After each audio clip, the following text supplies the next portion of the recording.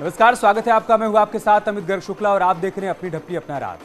BJP ने 9 MLC उम्मीदवारों के नामों का ऐलान कर दिया है। केशव प्रसाद मौर्य सहित 7 मंत्री विधान परिषद के लिए चुनाव लड़ेंगे। जिन 9 नेताओं को विधान परिषद का उम्मीदवार बनाया गया है उनमें दयाशंकर मिश्र दयालु, जेपीएस राठौर, नरेंद्र कश्यप, जसवंत सैनी, दानिश आजाद अंसारी, बनवारी लाल दोहरे और मुकेश शर्मा भी शामिल हैं।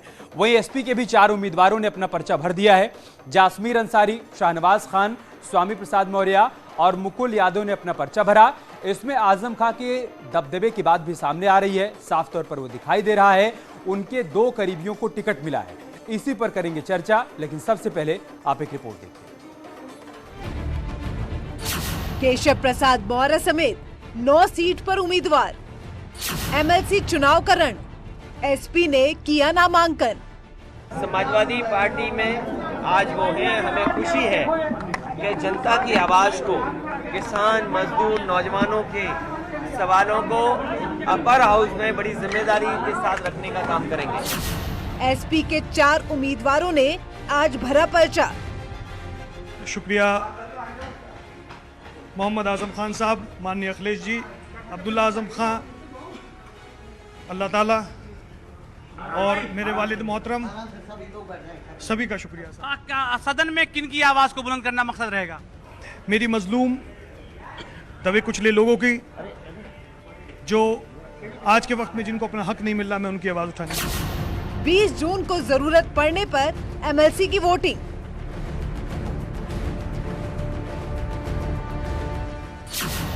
नौ सीट पर बीजेपी, 4 सीट पर एसपी की जीत तय।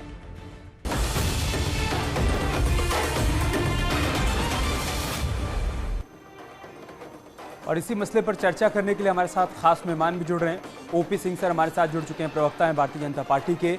फखरुल हसन हमारे साथ जुड़ेंगे, आप प्रवक्ता हैं समाजवादी पार्टी के पांडे हमारे साथ जुड़ेंगे, आप प्रवक्ता हैं कांग्रेस पार्टी के। मनीष गुप्ता भी हमारे साथ जुड़ेंगे, राजनीतिक विश्लेषक हैं। दयाशंकर दयालु भी हमारे साथ जुड़ेंगे, आप एमएलसी उम्मीदवार हैं। शुरुआत में ओपी सिंह जी आपसे करूंगा, क्योंकि समाजवादी पार्टी के प्रवक्ता जुड़े नहीं, लिहाजा ये सवाल मैं आपके पास लेकर आ रहा हूं। महान दल के केशव देव मौर्य का ये बयान सामने आया है कि अखिलेश यादव ने उन तमाम लोगों को राज्यसभा और विधान परिषद भेज दिया जिन लोगों ने उनके ऊपर दबाव बनाया। इनडायरेक्टली वो यही कहना चाहते थे कि विधानसभा का चुनाव खत्म हो गया, उन्हें मेरी जरूरत नहीं है, दूध में मक्खी की तरह निकालकर मुझे फेंक दिया।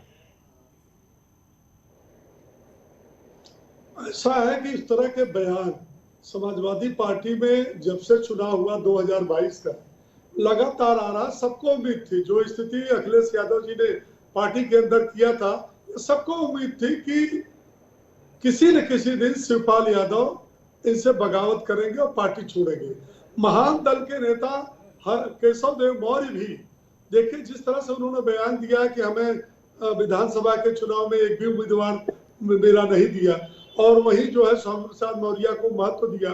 हमारे जो बेल्ट है, जहां हमारा संगठन मजबूत है, जहां हमारे वोटर ज्यादा है, वहां भी हमारी सभा नहीं कराएगी। तो देखिए समाजवादी पार्टी में एक बहुत ही ऐसी स्थिति आ चुकी है कि पहले अर्पणा यादव, फिर शिवपाल यादव, फिर केशव मौर्य, किसी दिन आप अपने चैनल पर चलाएंगे, ओम प्रकाश राजभर भी छोड़ के चले गए।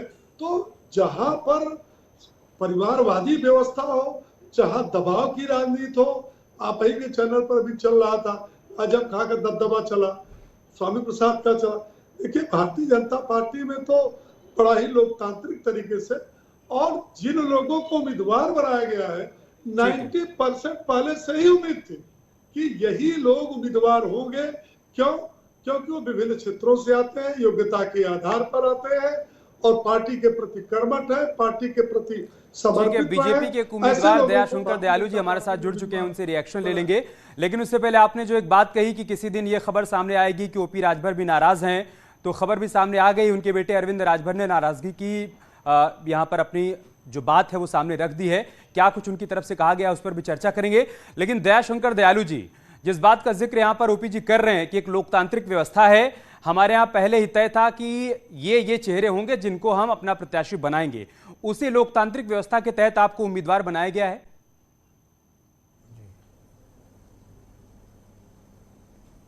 जी निश्चित ही जितने लोग सदस्य नहीं थे किसी सभा के, उन सब लोगों के लिए ये निर्धारित था कि वो लोग बनाए जाएंगे। लोकतंत्र है, आपने बार बार जिक्र किया, तो ये उसी लोकतंत्र की कड़ी में ये जो फैसले हैं, दिक्कत उन लोगों को है जिन लोगों के यहाँ इस तरह की कोई व्यवस्था नहीं है, मनमानी करते हैं, स्वार्थ को लेकर रिश्ते दोस्ती बनी थी उन लोगों की, स्वार्थ अब पूरा नहीं हो रहा है तो उनकी रिश्तों में दरार आ रही है और वो लोग आपस में एक दूसरे से अलग हो रहे हैं। ये टूटने का क्रम आगे ऐसे ही जारी रहेगा। ठीक है, पार्टी ने आपको एमएलसी उम्मीदवार बना दिया, अभी आगे आपसे अपेक्षाएं, आपके सामने प्राथमिकताएं, आपके सामने चुनौतियां जो आप देख पा रहे हो?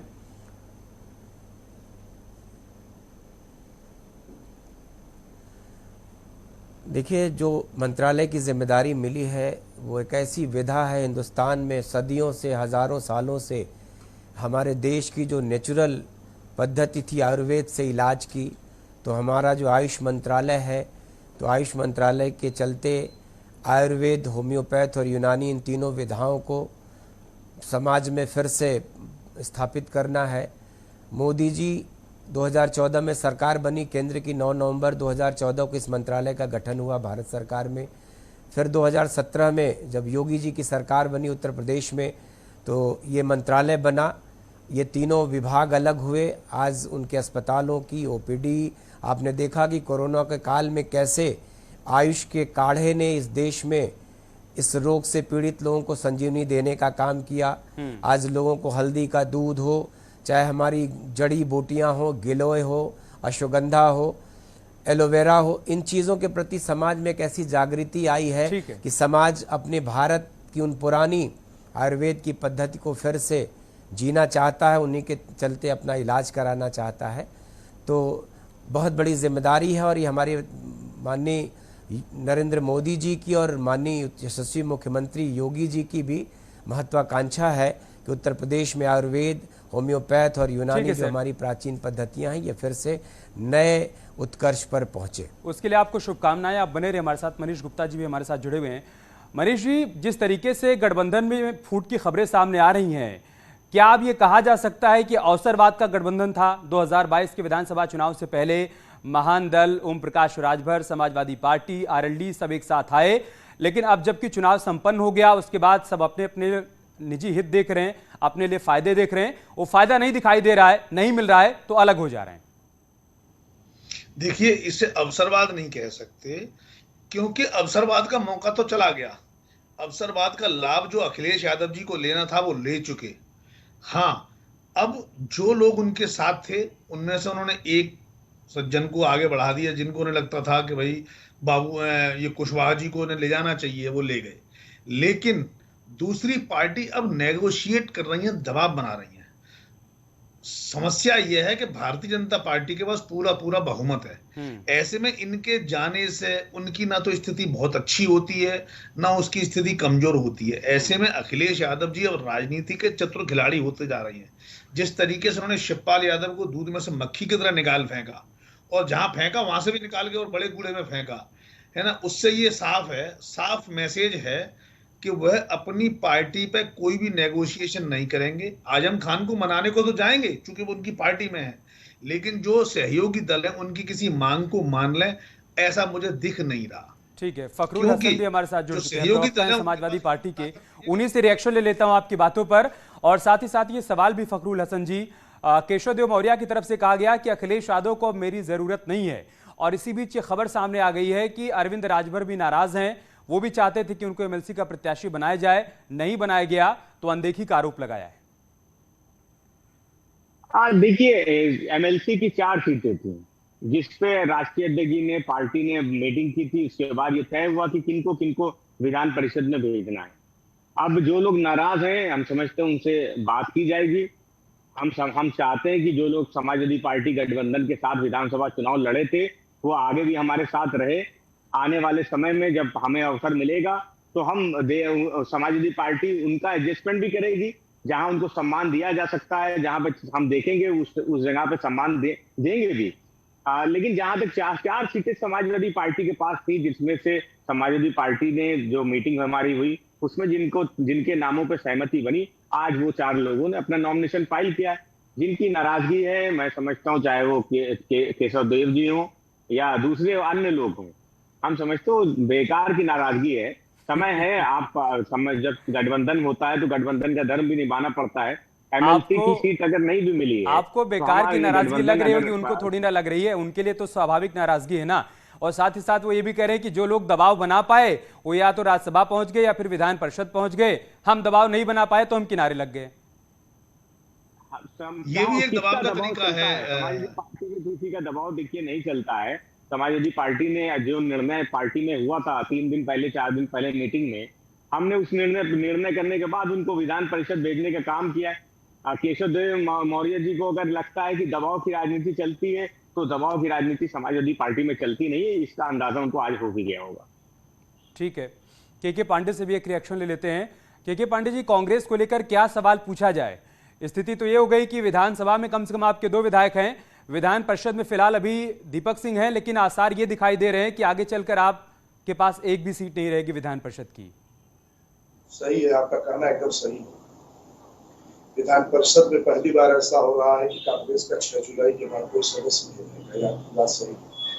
हाँ, राज्यसभा में हमारे उत्तर प्रदेश से 3 सदस्य जरूर जा रहे हैं, लेकिन विधान परिषद में हमारे सदस्य नहीं जा रहे। ये नौबत क्यों आ गई सर? देश की सबसे पहली बड़ी राष्ट्रीय पार्टी आज स्थिति में खड़ी हो गई है। कभी उत्तर प्रदेश में उसका शासन हुआ करता था, देश में उसका शासन हुआ करता था, देश के अलग अलग राज्यों में उसका शासन हुआ करता था, और आज उत्तर प्रदेश में यह नौबत आ गई कि विधान परिषद में एक भी सदस्य नहीं रह जाएगा। ये नौबत क्यों आन पड़ी? 1977 भी हमने देखा है, और वहां भी उत्तर प्रदेश से एक भी मेंबर ऑफ पार्लियामेंट नहीं गए थे। और 1978 आते आते उत्तर प्रदेश के बाई इलेक्शन से हमारी जीत शुरू हो गई थी, और पूरे देश में 80 ने हमारा परचम लहराया था। तो मैं आपके इस सुझाव के लिए, आपकी इस चिंता का मैं आपको धन्यवाद अदा करता हूँ कि निश्चित रूप से आपका कहना सही है कि देश की सबसे पुरानी पार्टी, आजादी की पार्टी, और आज हमारी स्थिति उत्तर प्रदेश में निश्चित रूप से कमजोर हुई है। हम जबरदस्ती आपसे कहें कि हम बड़े मजबूत हैं, तो ये मेरा कहना तो गलत होगा। आज समस्या ये है कि अब हमारा लक्ष्य 2024 है। हम कमजोर है, विधान परिषद में नहीं पहुंच पा रहे हैं, ठीक है। उत्तर प्रदेश से हम राज्यसभा नहीं पहुंच पा रहे हैं, 2 सीट हमारी है, हम स्वीकार करते हैं, स्वीकार करना भी पड़ेगा। लेकिन स्थिति है कि 2024 के लिए हमारी तैयारी, इसके लिए हम संगठन पर लगातार काम कर रहे हैं, और एक बड़े लक्ष्य के लिए, वो लक्ष्य ये है कि जनता को कैसे इस बात का पता लगे, इसकी जनता को हमें बताने में सक्षम हो पाए। हम विधानसभा में लगता है कि हम जनता को अपनी बात बताने में या सरकार की सच्चाई बताने में हम सफल नहीं हो पाए कि 47 लाख मौतें कोरोना से हुई हैं, लेकिन यह बात सरकार स्वीकार नहीं कर रही थी, लेकिन आंकड़ों में आ गया 700 से ज्यादा मौतें हुई हैं। यह बात हम जनता को बता रहे हैं। आज एक छोटे देश, जिसकी हैसियत हमारे देश की तुलना में बहुत ही कम, और ऐसे देश भी आज हमारे देश पे आंख दिखा रहे हैं। उपराष्ट्रपति की प्रेस रद्द कर दी जाए। अब इन बातों का क्या मतलब सर? ये बातें तो देखिए आपने जनता के बीच में रखी, उसके बावजूद जनता ने आपको नकारा और बीजेपी को सपोर्ट किया, फिर से सत्ता में बिठा दिया, है ना? ठीक है सर, आपकी 24 की तैयारियों का हिस्सा हो सकता है, लेकिन फिलहाल के लिए बातें रिलेवेंट है। ओपी सिंह सर, अब मैं आपके पास आऊंगा। सवाल यह है कि 2017 चुनाव से पहले भारतीय जनता पार्टी ने जैसे छोटे छोटे दलों को जोड़ा था, बाद में देखने को मिला कि वो एक कर बिखरते गए, चाहे ओपी राजभर रहे हों, अभी आप देखिए केशव देव मौर्य जो कि समाजवादी पार्टी से अलग हुए हैं। इन सब के लिए क्या बीजेपी में किसी प्रकार की कोई संभावना आगे दिख रही है क्या? फिलहाल तो आपको इनकी जरूरत नहीं है। अभी आप केंद्र में मजबूत हैं, आप राज्य में मजबूत हैं, विधानसभा में मजबूत हैं, विधान परिषद में मजबूत हैं, लेकिन आगे 2024 चुनाव तक क्या इन सब के लिए कोई सिग्नल आपकी तरफ से दिया जा रहा है क्या? देखिए, ऐसा है कि भारतीय जनता पार्टी अपने गठबंधन धर्म को निभाना चाहती है, चाहे वो लोकसभा का चुनाव हो, चाहे विधान परिषद विधानसभा का चुनाव। अपना दल हो चाहे निषाद पार्टी हो, आप देखिए किस प्रकार से एक सहयोग की भावना से के साथ एक दूसरे के पूरक बनकर के चुनाव लड़े, और जितनी हमको टिकटें देनी थी विधानसभा में 2022 की, दोनों ही अपने गठबंधन धर्म का निर्वाह करते हुए दिया। जिनको मंत्री बनाना था, जिनको टिकट देना था, दिया। हमने ये नहीं किया कि चाचा को प्रेम से बुलाया और बस के डंडे पर बैठा दिया और कहा कि एक सीट केवल आपके लिए, आप लड़ो। महान दल के जो है केशव देव मौर्य को बुलाया और बाद में कह दिया कि भैया हम आपको एक को टिकट नहीं देंगे। तो इस तरह की बात नहीं है, छल कपट की बात नहीं है, क्योंकि समाजवादी पार्टी का इतिहास आप उठा के देख डालिए, जब से बनी है, ये जब चुनाव कोई आएगा 2022 हो, 24 हो, 17 हो, 14 हो, तो चुनाव हो चुके हैं। जो चुनाव अभी फिलहाल हुए, जो आगे होने वाले, क्या करेंगे? विभिन्न छोटे छोटे दलों को उठाएंगे और कहेंगे ये सभी समान विचारधारा की पार्टियां एक साथ चुनाव लड़ेगी। किस लिए लड़ेगी? भारतीय जनता पार्टी को रोकने के लिए एक साथ चुनाव लड़ेगी। तो इनका गठबंधन नहीं होता, इनका करार होता है, और करार जो है वह कुछ दिनों के लिए होता है। और इसी पॉइंट पर जवाब ले लेता हूं, इसी पॉइंट पर जवाब ले लेता हूं। फखरुल हसन, समाजवादी पार्टी और छोटे दलों का गठबंधन नहीं होता है, उनका करार होता है और चुनाव के बाद वो कॉन्ट्रैक्ट खत्म हो जाता है। ठीक है, जवाब ले लेते हैं इसे। ओम प्रकाश राजभर जी से इनका क्या था, करार था या कॉन्ट्रैक्ट था? क्या साइन किया था इन्होंने जब वो इनसे अलग हुए? क्यों नहीं बताते चलते हैं? दूसरी चीज, अभी तो समाजवादी उन्होंने पार्टी छोड़ा है, आपकी तरह हमने कांटेक्ट नहीं किया सत्ता में आने के लिए। इतना क्यों विचलित हो रहे हैं? इतना क्यों विचलित हो रहे हैं? इतना क्यों विचलित हो रहे हैं? जवाब तो सुन लीजिए। विचलित हम नहीं हो रहा है, आप उसको घुमाइए मत। क्या जो पूछा जा रहा है सही विचलित क्यों हो रहे हैं? विचलित, अरे आपके कहने से थोड़ी बताएंगे, या आप जो चाहोगे वो बताएंगे। आप क्या चाहते हो? आप जो बोलो वो बोल दे, बताओ क्या बोलना चाहिए? जो आपके समझ में आए वही बताइए।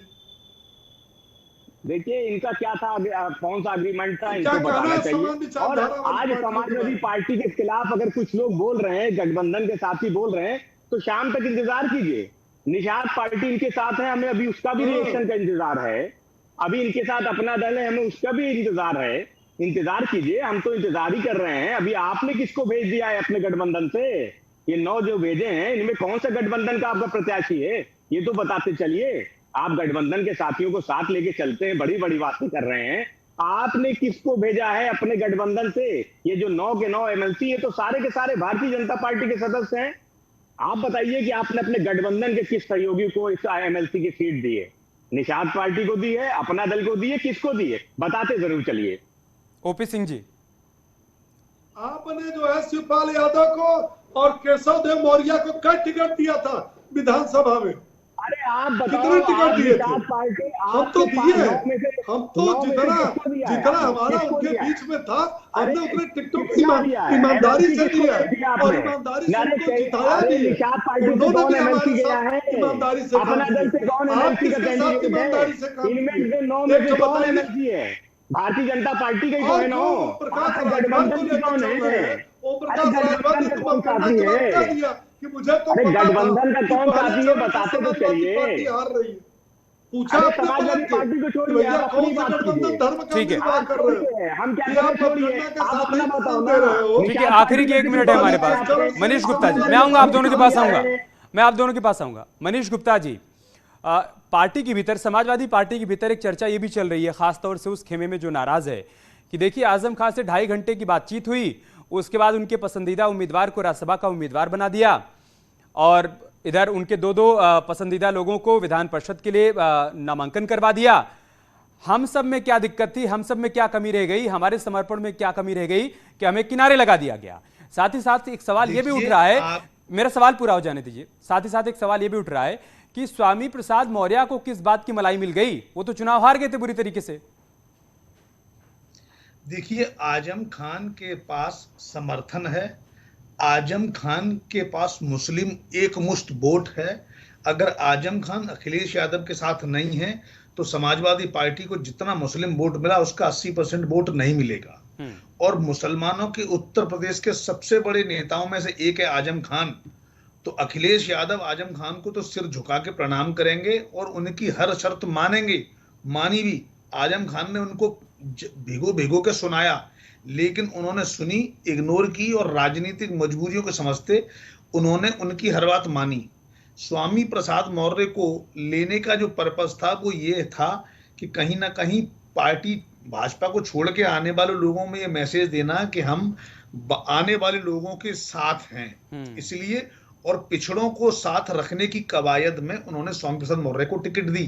क्योंकि जिस तरीके से स्वामी प्रसाद मौर्य का रिकॉर्ड रहा है कि वो पहले भी पार्टी बदलते रहे हैं, समय आने पर कहीं भाजपा उनको वापस ना थाम ले, और अगर इस बात वापस का डर थाम रहा लेगी तो इस जो बात का आज डर की रहा स्थिति है होगा, वो ऐसे में से 24 की तैयारियों के एक हिस्से के तौर पर भी देखा जा सकता है। बहुत शुक्रिया आप सभी का हमारे साथ जुड़ने के लिए, इस चर्चा का हिस्सा बनने के लिए। इस चर्चा में फिलहाल इतना ही। खबरें जारी हैं, आप बने रहिए।